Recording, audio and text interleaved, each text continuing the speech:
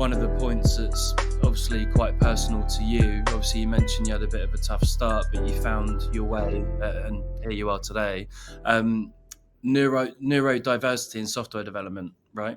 Yeah, that that big that topic. that journey for you, I would imagine it's had its challenges, but ultimately Yeah. you're probably in a place now where you're far more educated, you're more aware about yourself, and you know exactly how you need to operate, and also potentially how being neurodiverse can actually be a bit of a superpower, if we're being honest. Yeah. Especially when it comes to problem solving, and looking to solve complex solutions, certainly in a team setting as well. So can you share, if you don't mind, your personal journey, obviously being neurodiverse, and how it's essentially influenced your career within software development?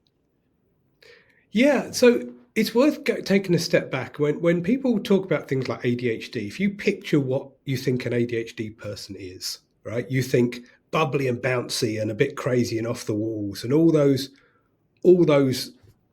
intense things. But neurodiversity is such a broad spectrum. Even ADHD is really two things in one, right? There's two styles of ADHD. There's hyperactive ADHD and inattentive ADHD. So when I've known that I'm a bit weird, quite frankly, since I was young, right? I didn't fit. I was the squeaky wheel, right? My sense of time is just a joke, right? I couldn't, I would miss things. I would forget things. I struggle with names. At school, my 11 plus was a logic test. I aced it, right? I'm really good at those logic puzzles, which meant I got sent to a school that was set up to send people to Oxford and Cambridge and do classics. So the problem is that's memorization, that's fact recall, that's writing. I discovered later that I was dyslexic. So there's a lot of what they call comorbidities with neurodiversity. It's not one thing. It's a whole spectrum of things. So, and they often come together. People with ADHD often have ADHD or ADD together. So it's not even one thing. The way I think about it is like, if you think about the curve of people, the distribution of people, there's most people are sort of towards the middle, right? Normalish, right? Then as you get further out on the bell curve, you get the edge cases. And I think everybody's on that spectrum. Nobody is absolutely average, right? There was a study in the 1950s. The U.S. Air Force basically took measurements of all their pilots and created the best seat, the best average seat, and it fitted nobody, right? Average doesn't fit. The problem is the school systems and everything else is set up for the middle, right? People, especially as you get further towards the edges, the quirks and changes in how the mind works and all those things don't work with the systems. So, I've known I'm strange. My family, especially on the male side, is a bit weird. We don't quite fit. We do our own thing. We get into trouble. All that stuff. I've known that for years, and there was discussion of Asperger's. I know I'm dyslexic. I was diagnosed with dyslexia over 20 years ago. But I've always felt like that squeaky wheel. And I still struggle with this sense of not quite being part of the group. That's rejection sensitivity is something that a lot of ADHD people will be aware of now. And you get so used to being the outsider and being odd that you assume there's something broken with you. So I didn't discover I had ADHD until 2 years ago. My brother, I'm not going to get into the life details, but I ended up spending several weeks living with my brother. And he is the typical, when you think of ADHD, when I talk about hyperactivity, he's that. And he had been diagnosed and he took the meds and it really helped him. And he pointed out a bunch of the things that I did were ADHD symptoms. I didn't even know were symptoms. Right? So the one of the biggest challenges with all this stuff is you may not even know that's what you are, right?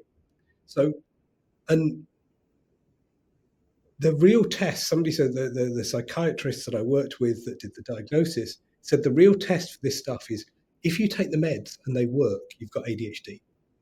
If you take the meds and they don't work, you don't, right? You have something else. And I took the first day I took the meds was mind blowing, right? Suddenly my level of focus went up. I could think straight, right? The noise in my head went right down. It was odd. I struggle to believe that everybody else's world is like that, right? Mine's full of bouncing, noisy stuff, right? Staying focused is hard sometimes, right? It's just staying on task, not getting fed into those, there's dopamine triggers. So things like, Facebook, right, is set up to trigger dopamine. Those random ads and random things that it comes up with are designed to pull you in, to give you those little hits of like, oh, new thing. And within attentive ADHD, that's dangerous. Yeah, big time. Yeah. So when I discovered this and I started with the meds, and and a bunch of therapy, right? There's a bunch of, people talk about late diagnosed ADHD being diagnosed at 25. I was diagnosed at 48, right? And it made me rethink a whole bunch of the stuff I thought about myself. So my journey, I'm still learning, right? I'm still learning what works for me, what doesn't, where my strengths are, where my weaknesses are, and how the medication and therapy and just life adjustments can help change those. But you said something else interesting, right? Which is neurodiversity. People label it as a superpower, and it is. I think differently to other people, and I've known that for a long time, right? I can think about systems. One of the beauties of software development is I can think about systems and things as a whole in a way that a lot of people really struggle with. And that's perfect, right? That's really great for my industry and for what I do. So, yeah, it is, the way I think about it now is play to your strengths, mitigate your weaknesses. Once you understand how your mind works, you can lean into the stuff that works for you. What are you good at, right? Do you need to have a 9-to-5 job? If 9-to-5 doesn't work for you, if you're a night owl because of the way your brain works, be a night owl, right? Find a job that adapts to that and allows you to work when it's best for you. The most fascinating thing for me, though, is as you become more aware of this stuff, you see it everywhere. I think the software industry especially is filled with people with neurodiversity. Yeah. Right. It's just, they're everywhere. And all sorts of different kinds. It's not just this one, label. That label is so broad.